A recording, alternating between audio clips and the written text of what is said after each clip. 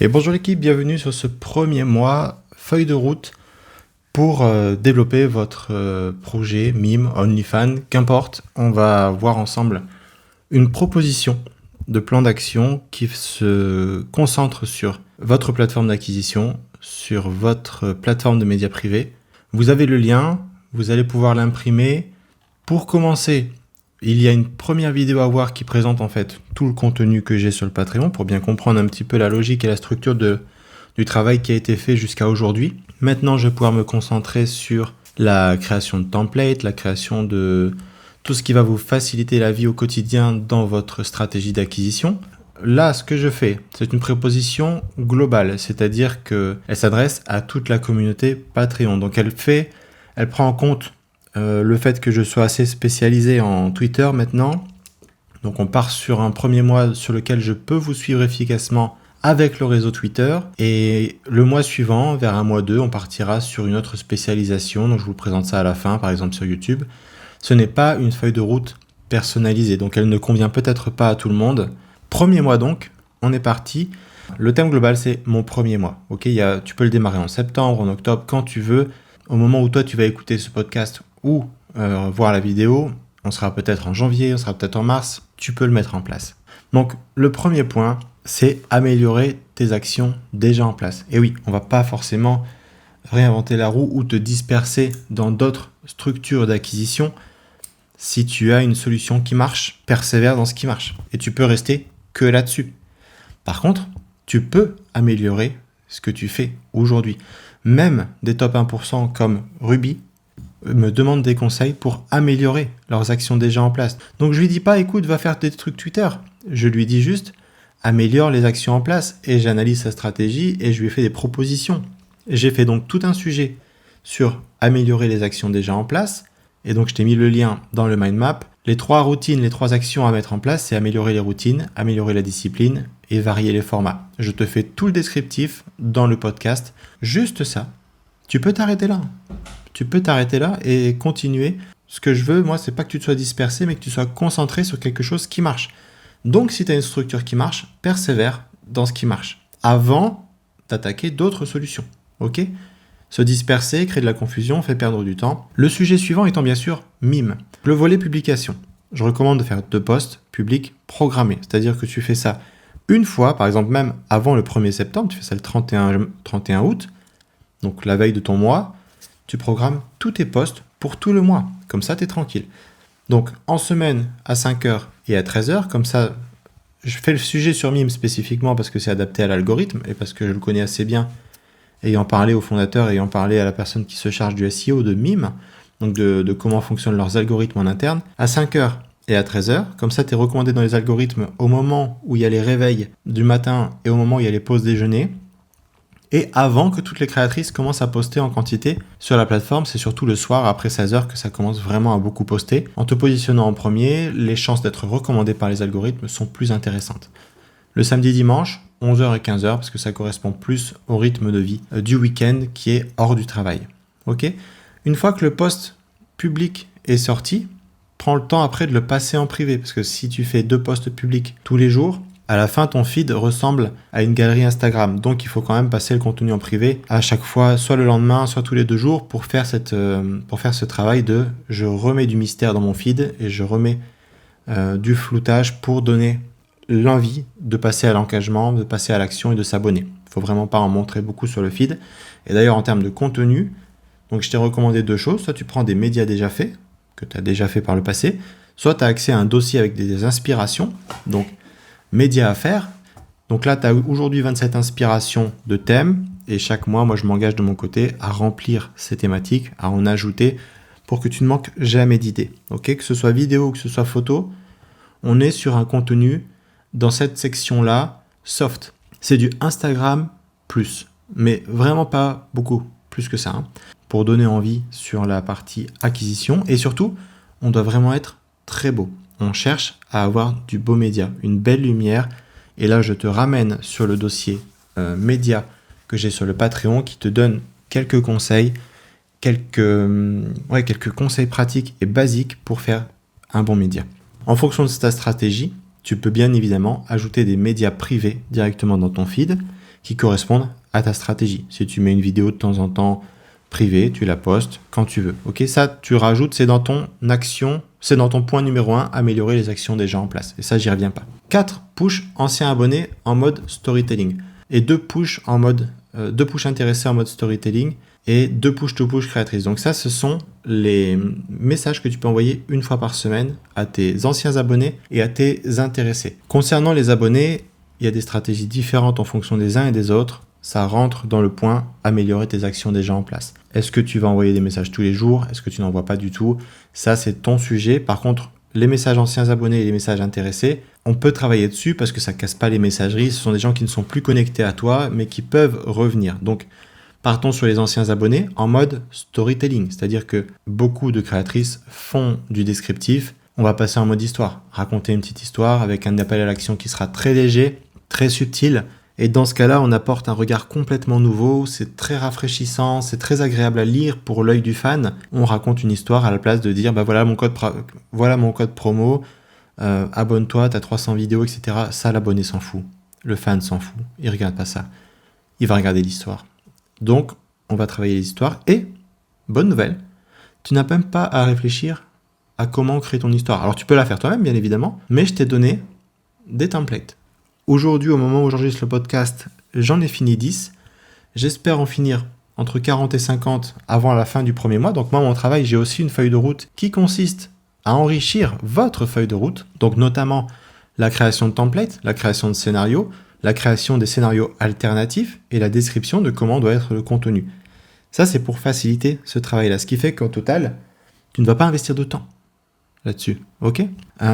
Ensuite, les push intéressés, même chose, donc 2 push intéressés en mode storytelling, donc là je te donnerai les histoires, et pourquoi pas, c'est une recommandation à suivre ou non, 2 push to push créatrices, c'est-à-dire que tu fais un échange de pub avec une autre créatrice, elle utilise son push pour ses intéressés, elle te présente, et toi tu la présentes en retour, pour donner plus de membres intéressés, et donc du coup pour donner plus de leads à convertir potentiellement.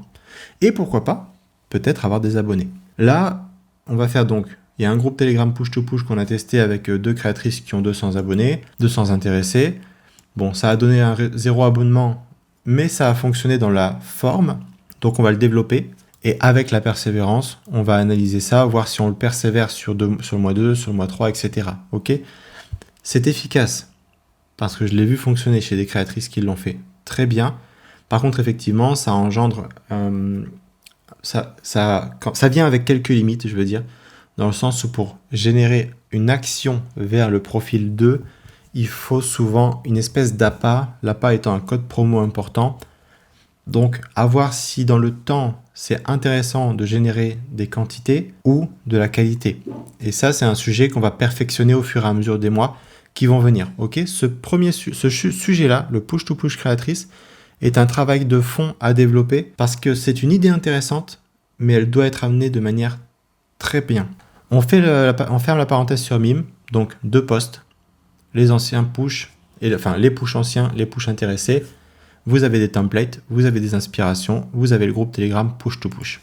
Ok ? En complément de ça, je reviens, améliorer tes actions déjà en place, tu connais. Et maintenant le cœur du sujet, Twitter.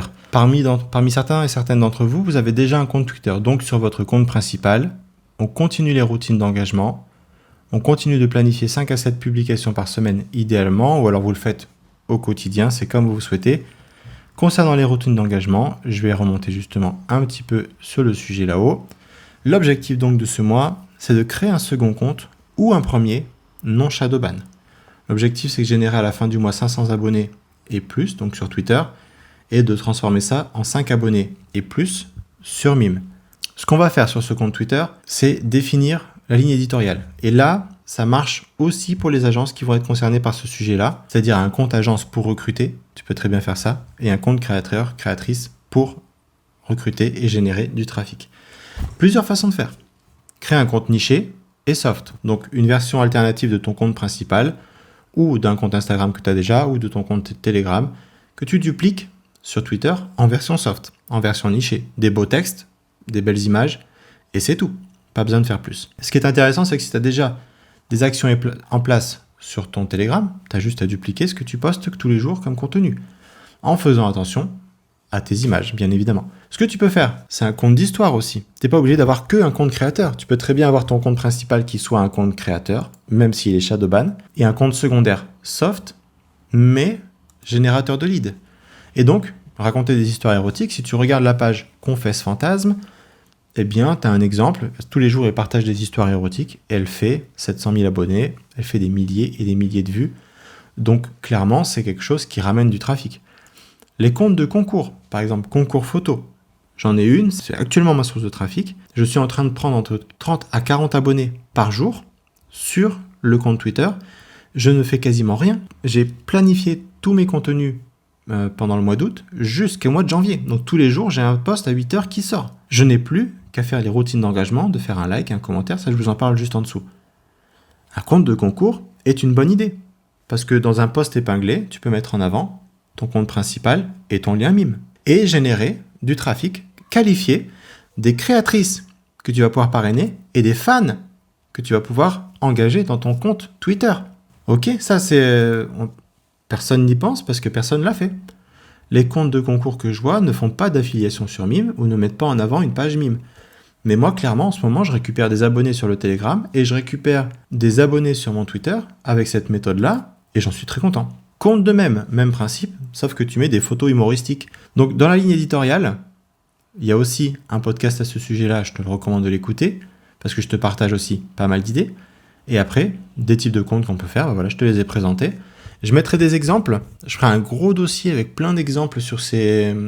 je vais me le noter d'ailleurs. Les comptes d'histoire, des comptes de concours, des comptes de même, je vais te donner un gros dossier d'inspiration qui sera exclusif au Patreon bien évidemment, que tu puisses voir ce qui fonctionne bien. Je vais te faciliter le travail de recherche sur ce point-là. Ensuite, planifier des tweets, 7 par semaine et plus, 1 par jour, et ça prend pas beaucoup de temps. Hein.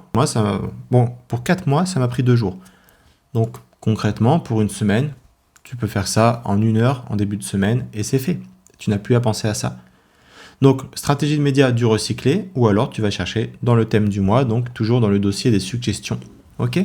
Et aussi, tu peux t'inspirer des templates Twitter via l'article dédié. Donc, pour le texte, pour l'instant, j'ai fait 40 petits templates de Twitter. Donc, c'est des messages courts, ça peut être des questions, des petites histoires. Donc, je fais des thèmes variés. Et ça peut t'inspirer le contenu parce que je te mets le descriptif. Ça, c'est un point important. Après, enfin, on arrive sur les routines d'engagement. Liker des commentaires concurrents. Donc, tu vas chez une concurrente, tu regardes les commentaires, tu likes les commentaires des hommes. Et ensuite, commentaires sous des gros comptes. Donc là, tu vas par exemple chez BFM TV, tu commentes. Là, j'ai fait une vidéo tutoriel pour te montrer comment faire. Je t'invite à aller la regarder. Enfin, engager avec ta communauté. Oui, si tu postes une vidéo, si tu postes une photo sur ton feed et que tu as 5 ou 6 commentaires, réponds à tes 5 ou 6 commentaires. Chaque commentaire étant un tweet qui va augmenter ton référencement. Participer dans le groupe Twitter. Donc là, on a un groupe Twitter d'engagement qui est disponible aux abonnés Patreon qui permet de générer des likes, des commentaires et donc plus de visibilité. Facultatif, mettre en place le Twitter Blue. Et enfin, relire la stratégie Twitter. Concernant le Twitter Blue, j'ai aussi fait une vidéo. Tu vas avoir le lien disponible qui te permet en fait d'avoir plus de visibilité simplement. Avec tout ça, si tu le fais bien, tous les jours, les 500 abonnés et plus sont vraiment un objectif atteignable. Et 500 abonnés, une conversion de 1%, c'est-à-dire 5 abonnés, une conversion de 1%, c'est vraiment pas déconnant, on va y arriver. En théorie, une conversion de 3 à 5% est plutôt ce qu'on va observer. Donc, si on fait bien les choses, 500 vrais abonnés, une vraie audience bien qualifiée, en faisant bien ce travail, entre 5 et 15 abonnés sont possibles. Ensuite, Telegram. Important d'avoir une chaîne ou un groupe pour que ta communauté puisse venir aussi sur ton compte. Imaginons que la personne sur Twitter te découvre et qu'elle veuille en voir plus. Tu proposeras sur ta bio soit un accès à ton canal payant, Mime, soit ton canal gratuit, Telegram. Ce qui fait que là, sur Telegram, tu as une sauvegarde de ton audience, tu peux leur parler et continuer de proposer des actions de conversion. Ok ? Donc avoir une chaîne, un compte, il y a un tutoriel, il y a un article, je vais te le partager.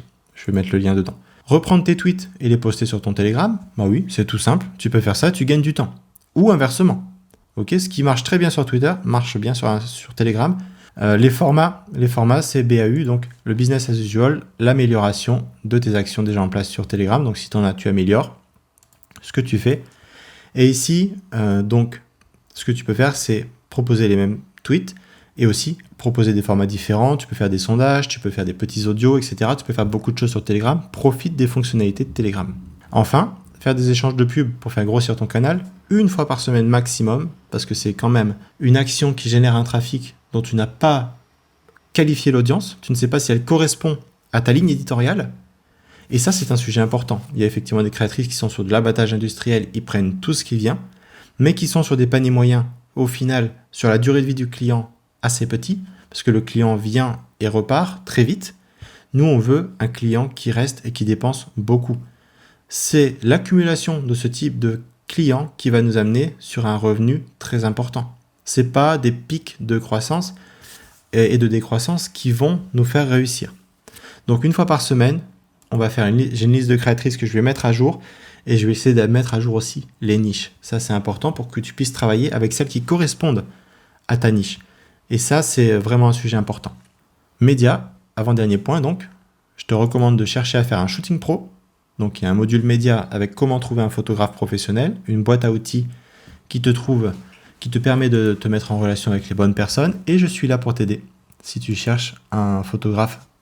Alors dans les Hauts-de-France, je peux assurer, mais sinon, je sais très facilement identifier qui va être un bon photographe pour toi, donc n'hésite pas à me poser la question pour ce sujet-là.